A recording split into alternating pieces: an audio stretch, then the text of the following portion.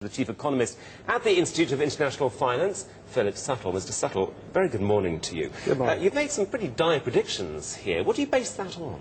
Well, I wouldn't say they're that dire. What we're really saying over the next 5 years, growth in the major economies will probably be about 6 or 7 tenths less than it would otherwise be. So maybe it's going to be more like 1.5 than, say, just over 2%.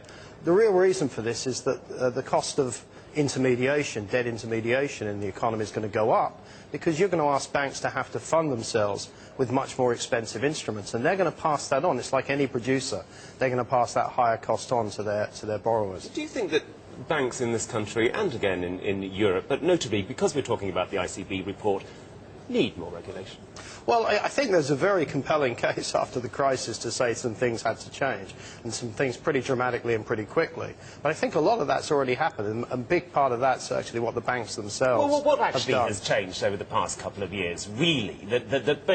Banks clearly couldn't regulate themselves, otherwise we wouldn't be in this mess that we are now. Well, what's really changed, I think, is bank behaviour. Banks have gone from being really quite eager to take on risk a few years ago to being now much more cautious. In fact, I would say unduly cautious. Yes, but that's because they've had their fingers burnt and they're trying to only go for the less risky risks. Absolutely, absolutely. And when the good times come back, because presumably they will, hope to God, yeah, then things will happen again. Unless those rules are in place, we might be in the same sort of position. Well, that's a very good point, and I think the message from our report is to say a lot of this is about timing. In other words, many of these rules are actually well-intended and actually, at the end of the day, quite well designed.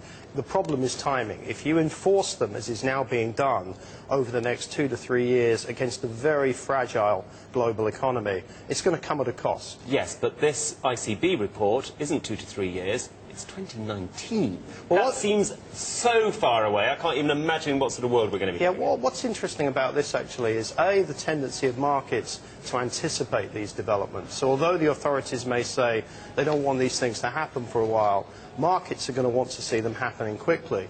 The other thing is, although the authorities often say they don't want to impose these things quickly, very often, quite quickly, they turn around and ask for more rapid implementation. So there's an issue, I think, of consistency here. Do you think, really, we are seeing a completely different era? We are entering a new era because, goodness knows, the public out there is still baying for blood as far as banks and bankers are concerned. And the politicians are going to say, you know what?